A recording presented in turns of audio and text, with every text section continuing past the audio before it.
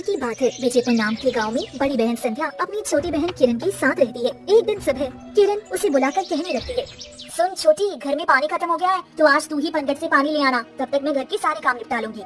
ठीक है दीदी, मैं अभी जाकर पास वाली नदी से पानी ले आती हूँ, तब तक आप खाना बना कर रखना। अरे नहीं नहीं, उस शापित नदी पर बिल्कुल भी मत जाना। तू 1000 बार तुमको बताया है, कोई भी औरत उस शापित नदी पर नहीं जाती है। वहाँ जो कोई भी औरत गई है आज तक वापस नहीं लौटी है, और तुम इतनी जल्दी मेरी हिदायत भूल कैसे गई? हाँ, ये बात अब से ध्यान रखना और कभी भी उस नदी पर मत जाना। अब सीधा पनघट से जाकर पानी ले आओ। मगर दीदी, आखिर उस शापित नदी का रहस्य क्या है?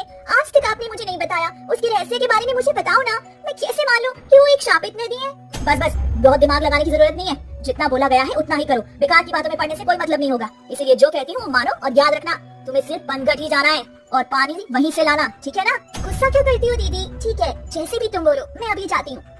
ये बोलकर किरण मटका लेकर वहाँ से गांव की पनघट की ओर चली जाती है और वहाँ पहुंचकर वो पनघट से पहले ही मौजूद कुछ औरतों की भीड़ को देखकर खुद से कहती है, अरे यहाँ तो पहले इतनी सारी औरतें पानी लेने के लिए खड़ी हैं। लगता है मैंने घर से निकलने में देर कर दी, मगर अब क्या करूँ? जब तक मेरी बारी आएगी तब तक तो शाम हो जाएगी और उफ, ये धूप, इसमें तो मेरा अभी से सर चकराने लगा। अब क्या किया जाए?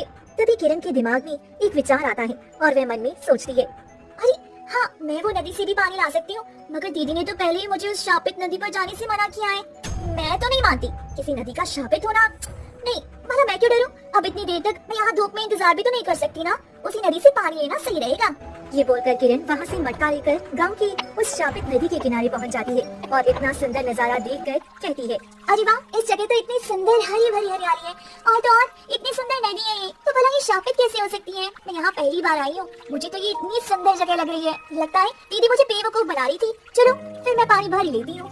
ये बोलकर किरण मटका लेकर नदी से पानी भरने लगती है। तभी नदी के पानी में भवंडर उठने से और तेज लहरें उठती हैं और उनसे अचानक एक सुंदर सी जलपरी प्रकट होती है, जिसे देखकर किरण डर के मारे हैरानी से बोलती है, अरे अरे, ये कौन हो तुम? और तुम पानी से कैसे निकली हो? क्या मैं जो देख रही हूँ वो सच है या बस मन का वहम है? कोई इंसान भला पानी से कैसे निकल सकता है? कौन हो तुम और मुझसे क्या चाहती हो? डरो मत, मैं तुम्हें कोई नुकसान नहीं देने आई हूँ। मैं कोई इंसान नहीं बल्कि एक जलपरी हूँ जो इस नदी के पानी में काफी समय से रहती है। तुम्हें मुझसे डरने की कोई जरूरत नहीं है। अच्छा, तो तुम जलपरी हो? मैंने पहली बार किसी जलपरी को देखा है। मुझे तो अपनी आंखों पर यकीन ही नहीं हो रहा है। क्या तुम्हारी वजह से गांव के लोग इस नदी को शापित समझते हैं? हाँ, सही कहा तुमने। एक बार एक मछुआरे ने मुझे अपने जाल में पकड़ लिया था और बड़ी मुश्किल से मैंने खुद को उस जाल से छुड़वाया। उसने गुस्से में आकर इस नदी को शापित बनाकर गाँव वालों को भड़का दिया था, क्योंकि लोग तो उसकी बात पर यकीन करेंगे नहीं कि उसने एक जलपरी को देखा है। तब से पूरे गांव के लोग यहाँ से डरते हैं। मगर तुम तो बहुत बहादुर निकली जो अकेले ही यहाँ आ गई हो। ओह, तो ये बात है, तभी गांव के लोग इस नदी को शापित बोलते हैं। अनिल दीदी ने मुझे यहाँ आने से मना किया था, मगर मैं यहाँ मजबूरी में आई हूँ। पनघट पर बहुत भीड़ थी तो मैं यहाँ चली आई। लेकिन तुम क्या अकेली ही पानी के अंदर रहती हो? नहीं नहीं, मेरे साथ मेरा पूरा परिवार यहाँ रहता है। मैं तुम्हें उनसे जरूर मिलवाऊंगी। अभी के लिए मैं पानी से बाहर आकर जमीन में घूमना चाहती हूँ। पानी में रह रहे बहुत उबसी गई हूँ। मेरा भी दिल चाहता है कि मैं जमीन पर ही घूमूं। क्या तुम मेरा हाथ पकड़कर मुझे पानी से निकलने में मदद करोगी? ठीक है, मगर तुम तो एक जलपरी हो, फिर तुम जमीन में कैसे चल पाओगी? तुम चिंता मत करो, जैसे ही मैं जमीन पर पैर रखूंगी वैसे ही मेरी पूंछ मेरे पैरों में बदल जाएगी। लाओ, मुझे अपनी हाथ को जल्दी से दो। ये बोलकर जलपरी पानी के अंदर से अपना हाथ किरण की ओर बढ़ाती है तो किरण भी कुछ देर सोचने के बाद जलपरी को पानी से बाहर निकालने के लिए अपना हाथ बढ़ाकर उसे निकालने ही वाली होती है कि तभी जलपरी अपना जोर लगाकर बेचारी किरण को पानी के अंदर खींच लेती है। किरण पानी में गिरते ही मदद की गुहार लगाकर बोलने लगती, बचाओ बचाओ, कोई तो बचाओ, मुझे बचाओ, मैं डूब रही हूँ, मुझे तो तैरना भी नहीं आता है। और तुमने ये क्या किया? मैंने तुम्हें एक अच्छी जलपरी समझा था और तुमने मेरे साथ धोखा करके ठीक नहीं किया। मुझे ये तो पता था इंसान भोले होते हैं, मगर ये नहीं पता था कि तुम्हारे जैसे बेवकूफ लोग भी होते हैं।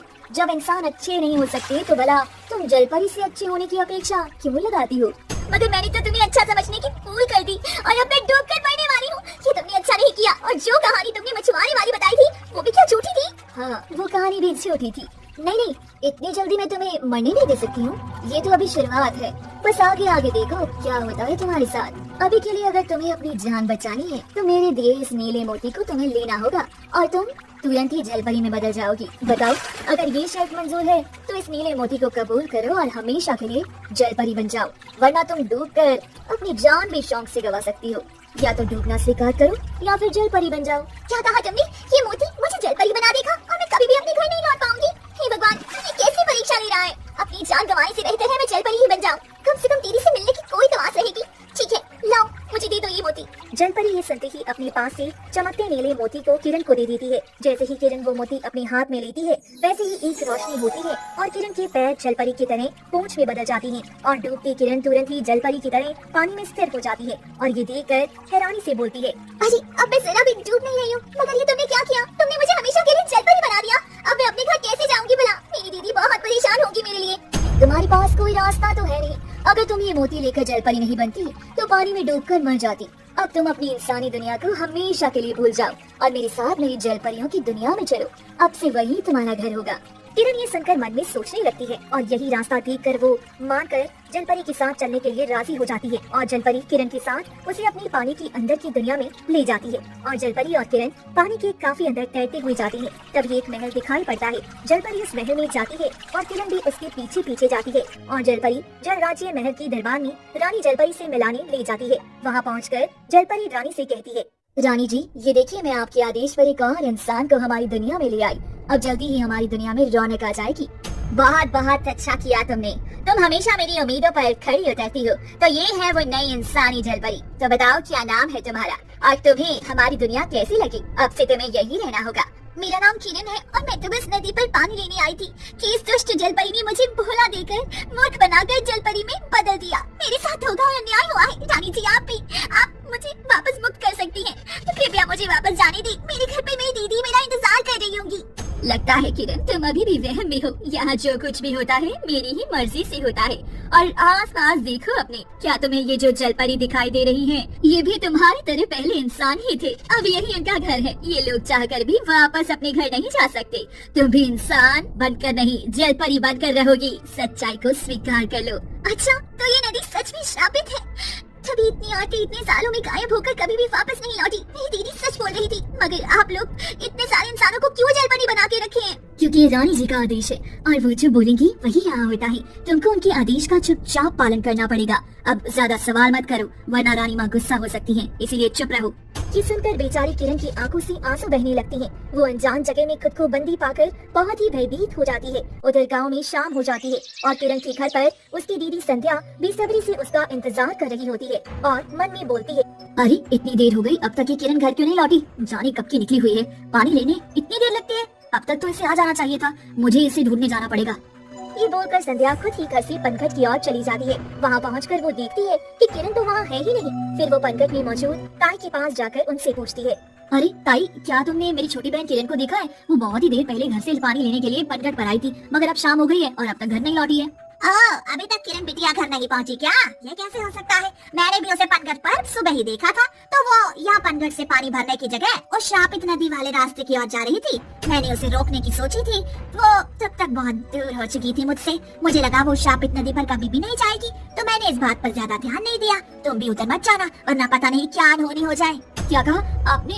किरण को श्रापित नदी की ओर जाते हुए देखा था? हे भगवान, मेरी किरण की रक्षा करना। अब अगर मैं उसे ढूंढने वहाँ नहीं जाऊंगी तो कौन जाएगा? मुझे हिम्मत करके उसे ढूंढने उस श्रापित नदी पर जाना ही होगा। मैं चलती हूँ ताई, अगर मैं न लौटी तो आप गाँव वालों को बता देना सब। ये बोलकर संध्या उस श्रापित नदी की ओर चली जाती है और वहाँ पहुँचकर वो किरण का नाम पुकार कर उसे ढूंढने लगती है। किरण, किरण तुम कहाँ हो? मेरी आवाज तुम्हें सुनाई दे रही है? जवाब दो किरण। हे भगवान, ये कैसा अनर्थ हो गया है। अब मैं कहाँ ढूंढूं अपनी बहन को? ये बोलकर संध्या भी थक कर नदी किनारे बैठ जाती है और रोने लगती है। तभी पानी के अंदर से किरण, जो अब जलपरी बन चुकी थी, वो किनारे बैठी दीदी को देखकर रोने लगती है और बोलती है, दीदी, मैं यहाँ पानी की दुनिया में कैद हूँ। कृपया ध्यान से देखो, मैं आपको जरूर दिखाई दूंगी। इधर पानी के अंदर देखो दीदी, मैं इस पानी के बाहर क्यों नहीं आ पा रही हूँ। ये बोलकर किरण पानी के अंदर से हाथ का जोर लगाकर खुद को बाहर निकालने का प्रयास करती है, मगर एक जादुई कवच की वजह से वो बाहर नहीं निकल पा रही होती। तभी किनारे पर बैठी संध्या सिर उठाकर आस पास देखने लगती है और पानी के अंदर किरण के लाख कोशिश करने के बाद भी वो बाहर नहीं निकल पाती है। तो किरण के पास वही जलपरी आकर कहती है, लाख कोशिश कर लो तुम, मगर तुम 3 दिनों तक बाहर नहीं निकल पाओगी। ये जल राज्य का जादुई कवच तुम जैसी नई जलपरी को बाहर नहीं जाने देगा, तो प्रयास करना बेकार है। नई जलपरी 3 दिनों तक बाहर नहीं जा सकती, ये रानी जलपरी का नियम है। ये सुनकर किरण बहुत हताश होकर रोने लगती है और किनारे बैठी संध्या को कुछ एहसास प्रतीत होता है और वो मन में कहती है, मुझे ऐसा क्यों लग रहा है कि मेरी बहन यहीं कहीं आसपास है। ये अजीब सा मुझे क्यों लग रहा है। हो ना हो जरूर इस शापित नदी ने मेरी बहन को निगल लिया होगा। अब इस मुसीबत का हल केवल साधु बाबा ही दे सकते हैं।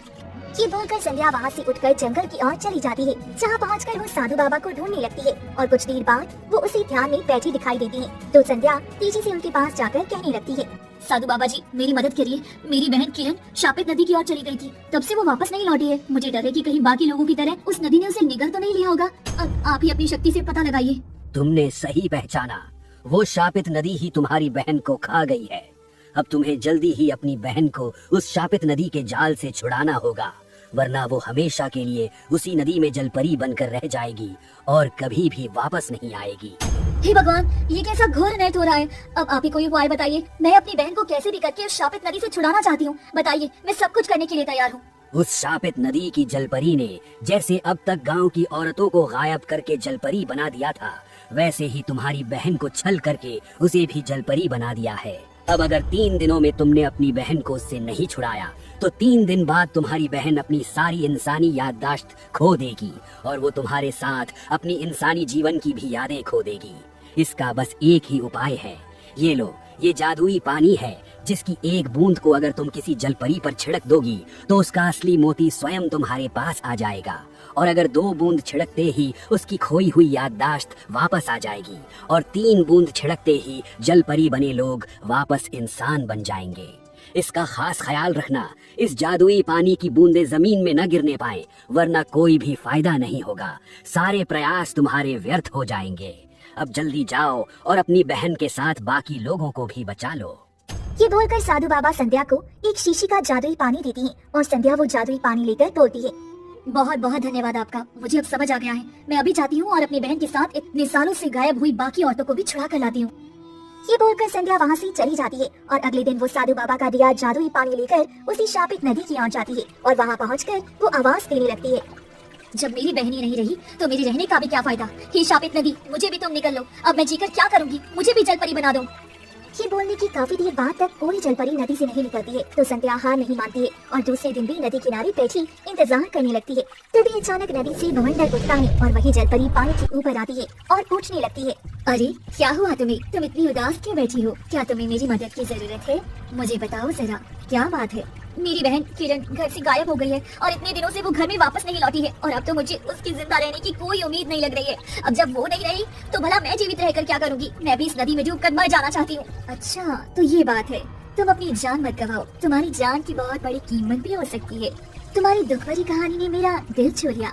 मैं बाहर जमीन में आकर तुमसे बात करना चाहती हूँ, क्या तुम जरा हाथ दोगी मुझे बाहर निकलने में मदद करने के लिए?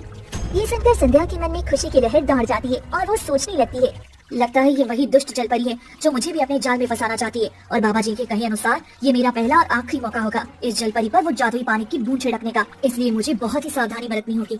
ये सोचकर संध्या धीरे धीरे अपना हाथ उस जलपरी की ओर बढ़ाती है। जैसे ही जलपरी उसका हाथ पकड़ती है, संध्या दूसरे हाथ से छिपाया हुआ जादुई पानी की शीशी को लेकर जलपरी के ऊपर छिड़क देती है और उसी से गलती से एक बूंद की जगह 2 बूंद छिड़के जाती हैं। तभी अचानक तेज रोशनी होती है, जलपरी का हाथ छूट जाता है और उसका असली चमकता सफेद मोती संध्या के पास चला जाता है और ये देखकर हैरान जलपरी कहती है, अरे तुमने क्या किया? ये किस तरह का पानी था? मेरा मोती तुम्हारे पास कैसे चला गया? बताओ कौन हो तुम? मेरा सर तेजी से चकरा रहा है, सच बताओ तुम कौन हो? मैं उसी किरण की बड़ी बहन हूँ जिसे तुमने छल करके जलपरी बनाकर कैद कर लिया है। इस जादुई पानी की बूंद के असर से ही तुम्हारा मोती अब मेरे पास है। मुझे जल्दी ही मेरी बहन के पास ले चलो, वरना तुम्हारा मोती मैं यही नष्ट कर दूंगी। नहीं नहीं, ये कभी मत करना, ये मेरी जान से भी ज्यादा प्यारा है, इसके बिना मैं एक पल भी नहीं रह पाऊंगी। मगर मुझे किसी इंसानी जीवन की कुछ यादें याद आ रही है। लगता है मुझसे गलती से एक बूंद की जगह 2 बूंद तुम पर गिर गई। 2 बूंद छिड़कते ही तुम्हारी अगर कोई खोई हुई यादाश्त होगी तो सारी यादाश्त वापस आ जाएगी। कुछ देर इंतजार करो, हो सकता है तुम भी इसी शापित नदी के छल में आकर जलपरी बन गई हो और कभी वापस लौट ना पाई हो। कुछ देर में जलपरी की खोई हुई यादाश्त वापस आ जाती है और वो संध्या से कहने लगती है, मुझे सब याद आ गया है, मेरा नाम मोहिनी है और मैं भी तुम्हारी इस गांव में ही बहुत साल पहले रहा करती थी। मगर एक दिन खेल खेल में इस नदी पर आ गई और मुझे इस रानी जलपरी ने चल करके अपने जाल में फंसाकर जलपरी बना दिया और कैद कर लिया। अनाथ होने की वजह से 3 दिनों तक कोई भी मुझे ढूंढने नहीं आया और 3 दिन होते ही मेरी इंसानी जीवन की सारी यादाश्त खो गई और मैं इसी जल राज्य को ही अपना असली दुनिया मानकर यहाँ पर रहने लगी। मुझे पता था तुम भी बाकियों की तरह इस छलावे में जी रही हो। अब तुम्हारी खोई हुई यादाश्त वापस आ गई है तो जल्दी से मुझे मेरी बहन के पास ले चलो और बहन के साथ बाकी फंसे हुए लोगों को भी बचाने में मदद करो। मुझे माफ कर दो, मैंने ही तुम्हारी बहन को धोखा देकर इस दुनिया में फंसा दिया। अब मैं तुम्हारी पूरी मदद करूंगी उसे बचाने में। चलो फिर ये खास तरह का नीला मोती तुम ले लो, इसके इंसान के पास होने से वो कुछ समय के लिए जलपरी बनकर जल राज्य में घूम सकता है और बस 3 दिन ही होंगे तुम्हारे पास यहाँ से निकलने के लिए, वरना तुम हमेशा के लिए यादाश्त खोकर जलपरी बनकर कैद हो जाओगी। ये बोलकर मोहिनी जलपरी संध्या को वो खास नीला मोती देती है, जिसे लेकर संध्या पानी में जाती है और उसके पैर तुरंत ही जलपरी की पूंछ की तरह हो जाती हैं और मोहिनी उसे लेकर पानी के अंदर मौजूद जल महल ले जाती है और कहने लगती है, सुनो, तुम्हें बस रानी के शयन कक्ष में जाकर उनका खास बड़ा सा सफेद मोती चुराना है। अगर ये कर लिया तो रानी तुम्हारी सारी बातें मानेगी और अगर तुम पकड़ी गई तो हमेशा के लिए तुम जलपरी बन जाओगी। ठीक है, मैं वैसा ही करूंगी, मुझे उनके शयन कक्ष तक ले जाओ। ये सुनकर जलपरी उसे रानी के शयन कक्ष के बाहर ले जाती है और वहाँ इशारा करके कहती है, ये देखो वो रहा रानी का मोती, जाओ जल्दी से वो चुरा लो, तब तक मैं बाहर खड़ी होकर रखवाली करती हूँ। ये सुनकर संध्या रानी जलपरी के शयन कक्ष के अंदर चली जाती है और सफेद रंग के शेर के संदूक को खोल कर देखती है। उसमें बड़ा सा सफेद मोती होता है, जिसे देखते ही संध्या वो मोती उठा लेती है और शयन कक्ष से बाहर आकर वहाँ पहले से खड़ी जलपरी से बोलती है, ये देखो मैंने मोती ले लिया है, अब मुझे जल्दी से रानी के सामने ले चलो, अब और इंतजार नहीं होता है। ठीक है, मैं तुम्हें रानी जलपरी के पास ले चलती हूँ। ये बोलकर जलपरी संध्या को लेकर रानी जलपरी के दरबार में ले जाती है, जहाँ रानी के साथ किरण भी होती है और उसे देखते ही संध्या रानी से बोलती है, तो तुम ही शापित नदी की रानी, अब तुम्हारी इस छल का अंत निकट है। ये देखो मेरे पास तुम्हारा मोती है, अब तुम्हें मेरी बहन के साथ बाकी कैद इंसानों को भी छोड़ना होगा, वरना मैं ये मोती नष्ट कर दूंगी, फिर ना तो तुम रहोगी और ना ही तुम्हारा ये छल का राज्य। नहीं, ऐसा कभी नहीं हो सकता, तुम जो भी बोलोगी मैं वो करूंगी, मगर मेरे मोती को कुछ भी मत करना, वो नष्ट हो जाएगा तो मैं मर जाऊंगी। मैं अभी तुम्हारी बहन को छोड़ती हूँ, ले जाओ अपनी बहन को। दीदी, मैं इतने दिनों से आपका ही इंतजार कर रही थी, भगवान का शुक्र है आप मुझे बचाने के लिए आ गई। हाँ मेरी बहन, मैं तेरे बिना नहीं रह सकती, और रानी मैं अपनी बहन के साथ सारी इंसान बनी जलपरियों को ले जाने आई हूँ, जल्दी से उन्हें मुक्त करो वरना अच्छा नहीं होगा, और वादा करो आज के बाद तुम किसी भी इंसान को छल करके उसे जलपरी बनाकर कैद नहीं करोगी, वरना अगर ये किया तो मैं किसी भी समय आकर इस जादुई पानी से तुम्हारी जान ले लूंगी।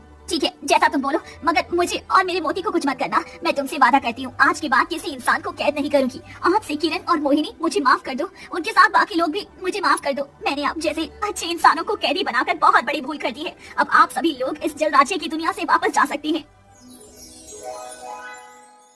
बहुत बहुत शुक्रिया तुम्हारा, अगर तुमने बहादुरी नहीं दिखाई होती तो मुझे भी कभी भी पता ही नहीं चलता कि मैं भी इस दुष्ट रानी के छलावे में आकर शिकार हो चुकी हूँ। तुमने मेरी खोई जिंदगी वापस देकर बहुत बड़ा उपकार किया है और मेरे साथ इन 3 औरतों राधा, रेशमा और विमला को बचाकर तुमने बहुत बड़ा काम किया है।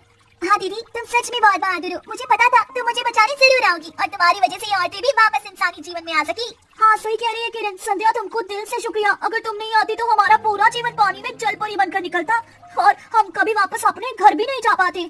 भगवान तुम्हारा भला करे, तुम्हारी वजह से अब हम अपने घर में जा सकते हैं, अब हम अपने परिवार से मिल पाएंगे। अरे नहीं, इसमें शुक्रिया की क्या बात है, ये तो मेरा फर्ज था। अब आप लोग इस शापित नदी के चंगुल से हमेशा के लिए मुक्त हो गए हो और अब से कोई भी इंसान इस रानी जलपरी का शिकार नहीं बनेगा। आप सभी के साथ ये पूरा गाँव अब सुरक्षित है। अब आप लोग अपने परिवार से मिलने जाइए, काफी सालों से वो आपकी प्रतीक्षा कर रहे होंगे। ये सुनकर तीनों औरतें वहाँ से चली जाती हैं और वहाँ मौजूद किरण और संध्या से मोहिनी बोलती है, किरण मुझे माफ कर दो, मैंने रानी जलपरी के वश में आकर तुम्हारे साथ धोखा किया, अगर वो हो सके तो मुझे माफ कर देना, मैंने होशो आवाज में नहीं किया था। कोई बात नहीं मोहिनी, मुझे अब पता है तुम भी उस रानी जलपरी के जादुई वश में थी, तो दुखी होने की कोई जरूरत नहीं है, मैंने तुम्हें पहले ही माफ कर दिया था। अब तुम अपने घर जाओगी यहाँ से, मगर मैं तो अनाथ हूँ, मैं भला कहाँ जाऊंगी, मेरा तो अब घर कोई भी नहीं है। क्या मैं तुम लोग के साथ तुम्हारे घर पर कुछ दिनों के लिए रह सकती हूँ? मुझे अच्छा लगेगा तुम लोग के साथ रहकर। हाँ जरूर, मैं भी तुमसे यही कहना चाहती थी, चलो फिर मेरे साथ हमारे घर। ये सुनकर मोहिनी के साथ किरण मुस्कुराने लगती है और तीनों वहाँ से एक साथ रहने के लिए संध्या और किरण के घर चली जाती हैं।